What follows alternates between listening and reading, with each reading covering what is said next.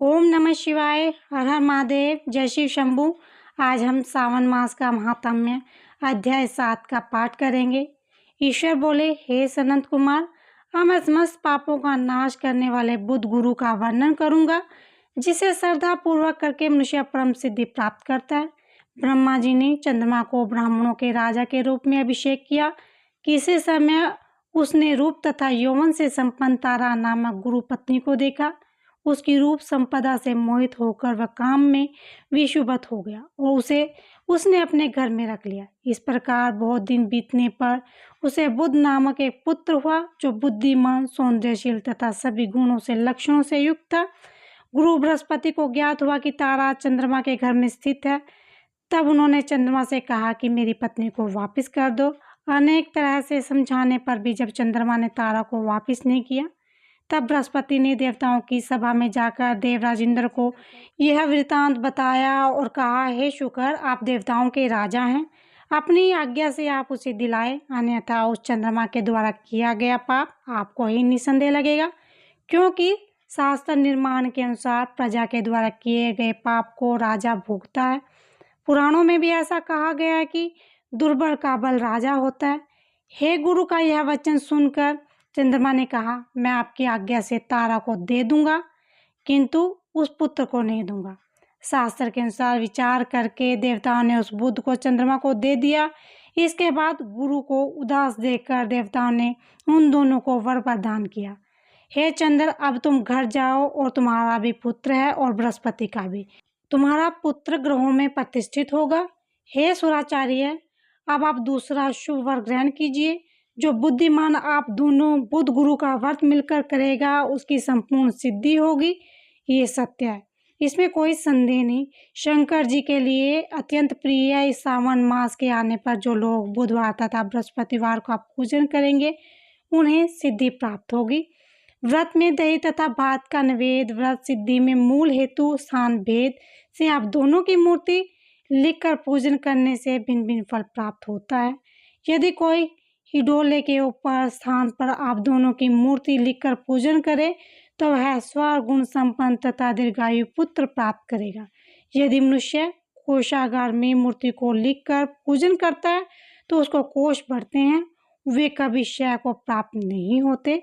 इस प्रकार पाकालय में पूजा करने से पाक वृद्धि और देवालय में पूजा करने से उसकी कृपा प्राप्त होती है।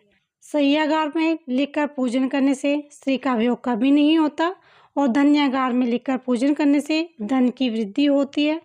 इस प्रकार मनुष्य उन फलों को प्राप्त करता है। इस प्रकार 7 वर्ष तक करने के बाद उद्यापन करना चाहिए। उद्यापन से पहले दिन अधिवासन करके रात्रि में जागरण करना चाहिए। स्वरगुण की प्रतिमा बनाकर विधिपूर्वक 16 उपचारों से पूजन करने के पश्चात तेल, घृत, बचारों और अपामारक तथा अश्वत्थ से युक्त समिधाओं से होम करना चाहिए। अंत में पूर्णाहुति देनी चाहिए। इसके बाद मामा व भांजे को प्रयत्न पूर्वक भोजन करना चाहिए। इसके बाद ब्राह्मणों को तथा अन्य लोगों को भी भोजन कराना चाहिए। स्वयं भी भोजन करना। इस विधि से 7 वर्ष तक करने पर मनुष्य सभी मनोरथों को प्राप्त कर लेता है। जो इसे विद्या की कामना से करता है, उसे वेद तथा शास्त्र के अर्थों को जानने वाला हो जाता है। बुद्ध बुद्धि प्रदान करते हैं और गुरु बृहस्पति गुरुता प्रदान करते हैं। सनत कुमार बोले, हे भगवान, आपने जो ये कहा कि इस अवसर पर मामा तथा भांजे को भोजन करना चाहिए, यदि बताने योग्य हो तो इसका कारण बताएं। ईश्वर बोले, हे सनत कुमार, पूर्व काल में अत्यंत दीन तथा दरिद्र कोई 2 ब्राह्मण थे। वे दोनों मामा भांजे थे। उधार पूर्ति हेतु परिश्रम पूर्वक भ्रमण करते हुए दोनों किसी नगर में अन्न मांगने के लिए गए। उन्होंने घर में सावन मास के प्रत्येक वार को उस वार का व्रत होते देखा, किंतु कहीं भी बुद्ध गुरु का व्रत नहीं देखा। तब उन्होंने बहुत देर तक परस्पर विचार किया कि सभी व्रतों का व्रत तो स्वतः दिखाई पड़ता है, किंतु बुद्ध और गुरु का कहीं नहीं। यह व्रत भी होना चाहिए। इसीलिए हम दोनों को चाहिए कि इस शुभ व्रत का अनुष्ठान आदर पूर्वक करें। किंतु हे संत कुमार, इसकी विधि न जानने के कारण वे दोनों संशय में पड़ गए। तब रात्रि में उन्हें स्वप्न में इस व्रत की विधि दृष्टिगोचर हो गई। उसके बाद उन्होंने उसकी विधि के अनुसार व्रत किया, जिससे उन्होंने अपार संपदा प्राप्त की।